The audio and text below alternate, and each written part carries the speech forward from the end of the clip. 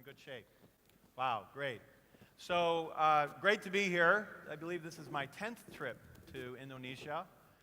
And it's particularly exciting to work with a group like Mark+. I go a lot of places in the world, and to see an organization like Pak Hermawan's organization start 26 years ago with the mission of marketing.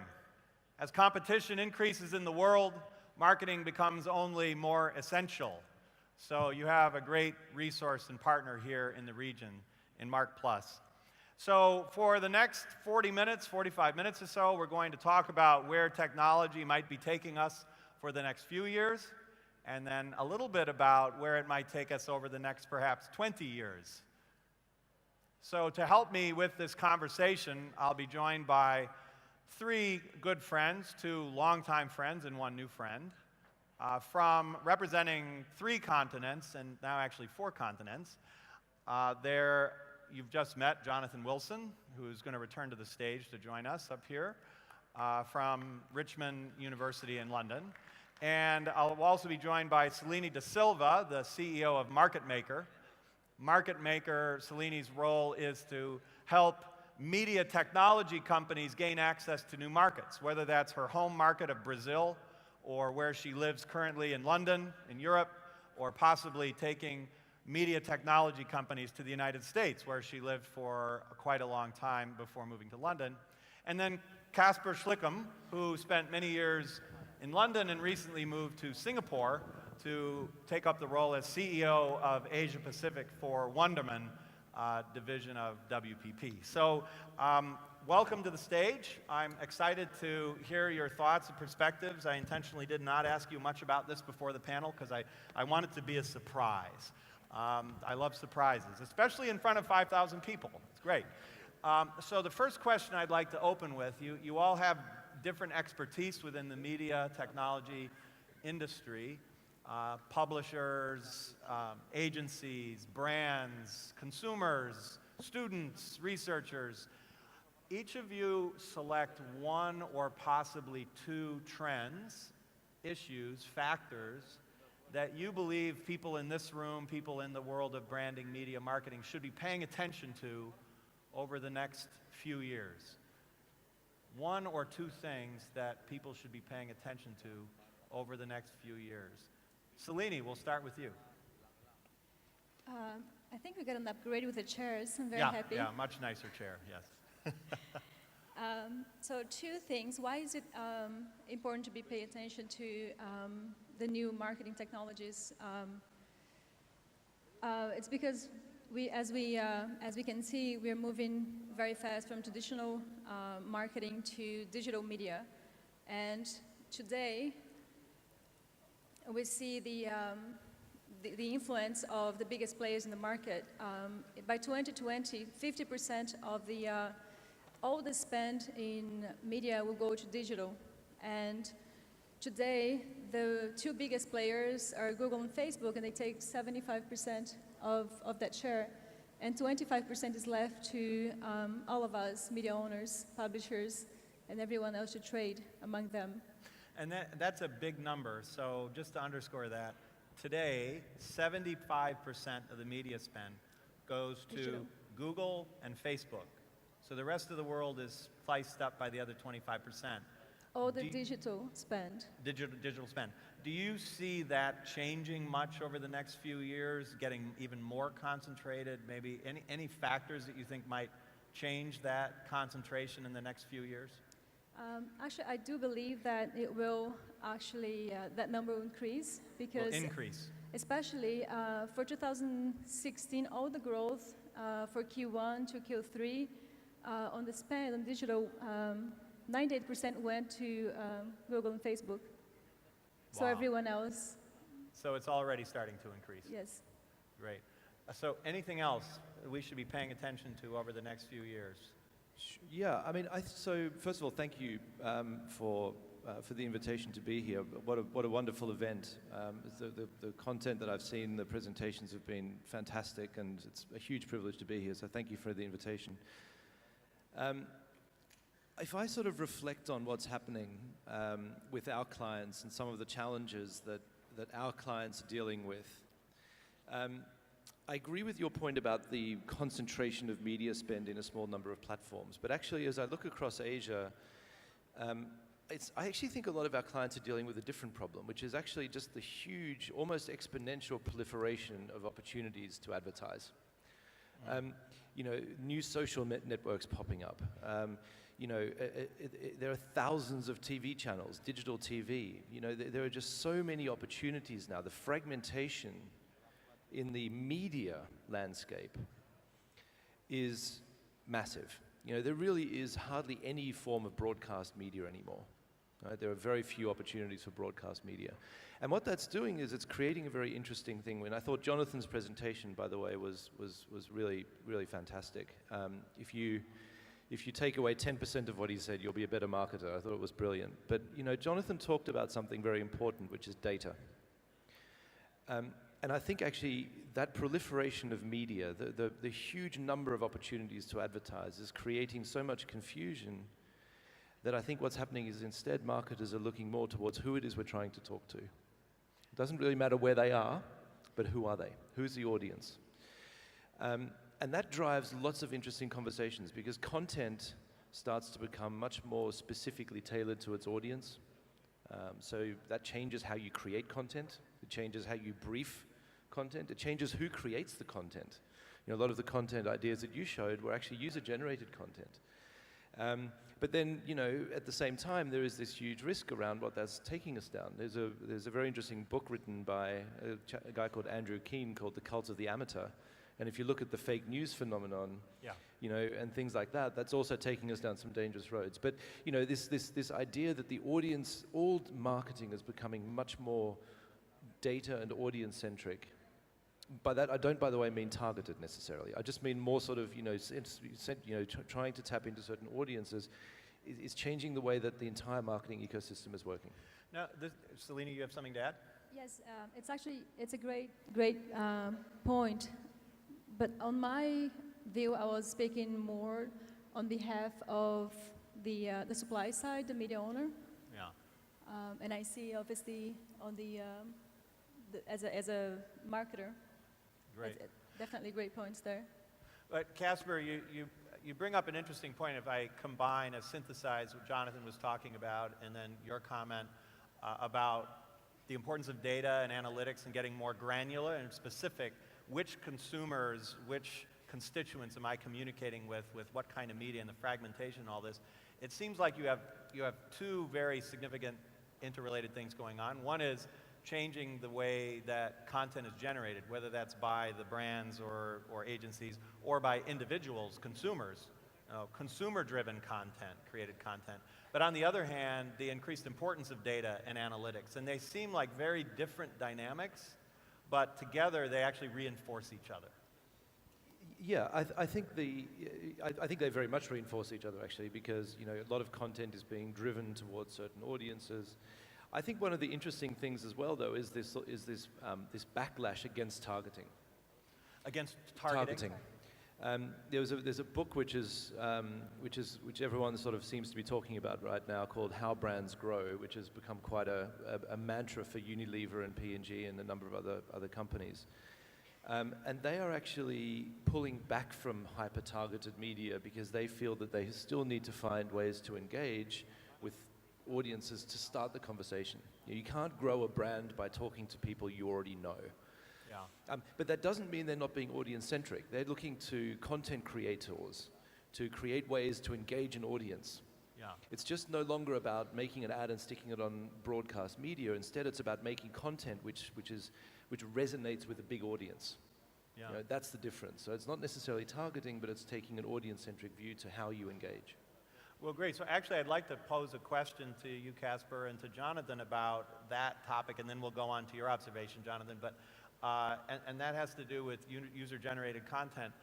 What practices are you seeing the leading brands, the brands that seem to be figuring this out? What are some best practices people are using to leverage and connect with user-generated content? What seems to be working? And while you think about that, I have to say, Caspar, I'm really happy to hear that people are pulling back from targeting. I know it's essential in marketing to identify your target market and figure out how to communicate with them, but I always hated using the word target. I mean, think about it. That's for like shooting people. Look, there's a customer. Let's target him. I mean, am I going to shoot them? You know, I think we're supposed to serve customers, right? Not shoot customers. Yeah, great. So any idea about how are you seeing people leveraging user-generated content? Could I tie it in with the first question? Sure, yeah. So I think an important thing that I'd like to say to people is watch behavior, don't watch apps. And by that what I mean is if you think about something like email or Microsoft Word or PowerPoint, they are apps. Apps have been around for a long time. Now, if you watch behavior, what's one of the things that you'll see? Email is dying. Email is dying because more people are using WhatsApp. Now, that doesn't mean that WhatsApp is going to replace email, but what we're seeing is that people are using WhatsApp. Why are they using it? Number one, because you need to have somebody's details, the permission to message, right? So there is a pullback where within this database of information, you have a select number of people with whom you are giving permission by exchanging your phone number, your personal number, to be able to communicate with them. Once the permission is there, you share rich information. But most of the information that you share is based around pictures and videos and emojis. Now you see the kickback on email because now probably you use more emotions in emails. I know that I do. You see the picture of me.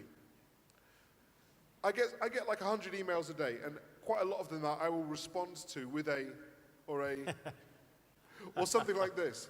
I've even joked at the university and said that maybe in the future, grades like A, B, C, or 60% won't mean as much as something like that. So there is a behavioral change. We're moving towards pictures, and we're using different platforms and apps which require permission. A good example of how that links with quite traditional behavior is, I was talking to Dian Pelangi. You know Dian Pelangi? Yeah. Instagram queen, right? Fashion designer, 4.5 million Instagram followers. I learned something from her, which was she posts pictures just after Maghrib, sunset prayer. What do Muslims do after they pray at sunset? They check their Instagram. Right? So if you send a message, I've just given her secret away, but if you send a message just after evening prayer, the chances are somebody is just pulling their phone out, and if your message appears just about that time, then it's above the crease compared to if you put it out at night time because it was convenient for you. Right place, right time, right message, you will get 50,000 likes. Switch off the light, 50,000 likes. Have a drink of Coke, 50,000 likes. So the thing that I want people to consider is, don't think about which app, Facebook, WhatsApp, behavioral changes and how you can then serve those behavioral changes. So speaking of behavioral changes, back to the question about user-generated content. Caspar, what are you seeing with respect to best practice in that arena? I would almost go so far as to say it doesn't actually matter. Doesn't matter. And I'll explain what I mean by that.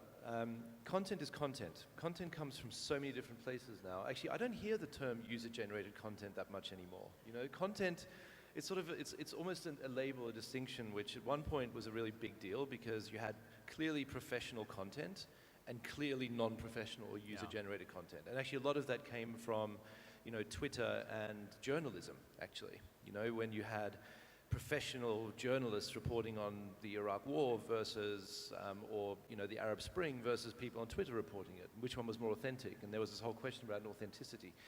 You know, I think the lines have blurred now, you know, and I think brands, to your point about best practice, you know, brands are sort of straddling all of that. They're still using agencies. They're often, you know, they're often working with producers themselves. They're often working with KOLs. They're working with, you know, they're trying to create content which encourages people to engage in a way that maybe, you know, parodies their own content.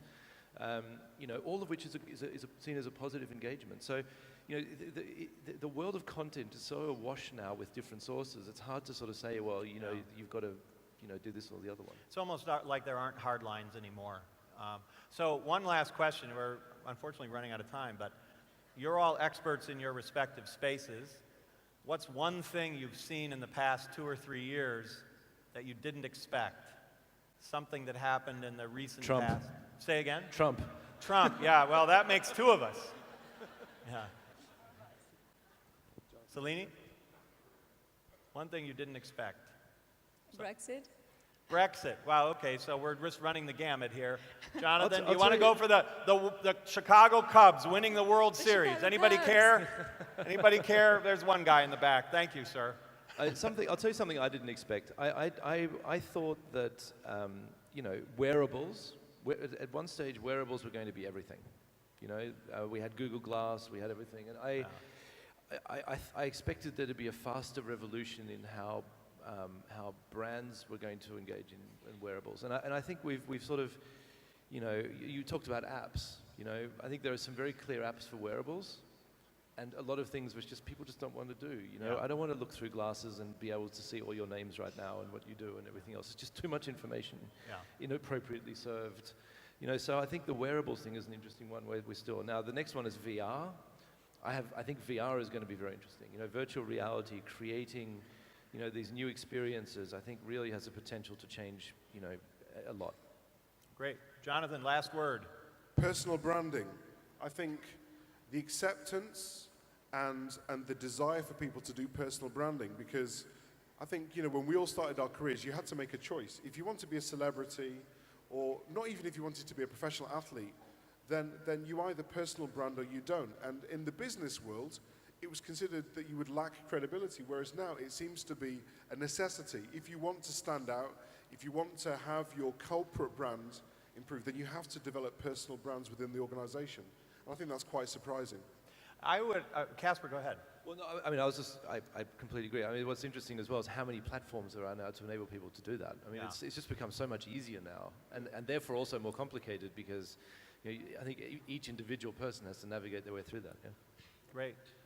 Well, I regret to say we're out of time, but this has been great, and I've learned quite a bit from my friends here over the years. There's a number of things that I've learned today.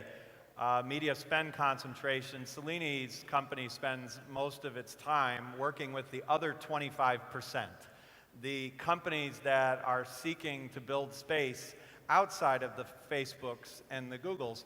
And I would add to that, if you're a brand, if you're representing the brands, the companies selling and engaging with consumers, you should be concerned about that concentration with Google and Facebook as well. Clearly, it is easier for a large buyer to buy a bunch of work with Facebook, work with Google, because it's big and it's aggregate. But as brands, we need more and better ways, more diverse ways to reach our people. So you should be thinking about those things as well. Caspar, I love the notion of against targeting. It leads to the question of what do we do instead? How do we become perhaps more nuanced in the way that we identify with whom we'd like to engage and how we do this? And Jonathan, you suggested one possible answer, which is tribal, defining what tribe means, whether that's the personal brand or me as a tribe, what tribes am I a part of, or as a brand, as a company trying to sell and engage various constituents, which tribes will you be engaged with? What's authentic for you? Where do you have permission to engage with those tribes? I like the comment about watch behavior, not apps, because an app is just a pale version of a human being. In the title of this program, Paharmawan and Mark Plus mention Indonesian humans. And I think that's a good way to think about this. We're getting perhaps a little bit too much wound up in the notion of digital and AI and all these things. These are essential and critical, but we cannot lose sight of the fact that hopefully we remain being human and being people. Jonathan mentioned the fact that we're becoming more tribal. This horrible election we've just had in the United States certainly had something to do with people looking more and more only at the things they're comfortable with, only at the people that have the same perspectives that they have, rather than reading across the board of perspectives. But I'll point out, it's not a simple process. It is not that somehow 30 years ago, everyone in the world was reading about everyone else in the world, because we weren't. 30 years ago, 100 years ago, 200 years ago, we existed in our small local community, and we knew very little about anyone else. Even in the United States, many of my countrymen in the United States know very little about the rest of the world. So it's not that we went from some paradise of everyone knowing about everyone else to all of a sudden people only existing in their little tribe. That's not what's going on at all. But a cautionary important note was mentioned by Jonathan earlier, and that is the notion of hyper-reality. If you're interested in this, look up a French philosopher named Jean Baudrillard. Baudrillard invented the word hyper-reality. He died in 2007. But before that, in the 80s and the 90s, he was talking about how media and human beings will increasingly create realities. In fact, facts will become less and less important, and hyper-reality is actually invented realities, and these will proliferate, and we'll have more and more of these totally invented realities. And it seems to be that Jean Baudrillard was right. Thank you very much to the panelists, and let's give them a big round of applause.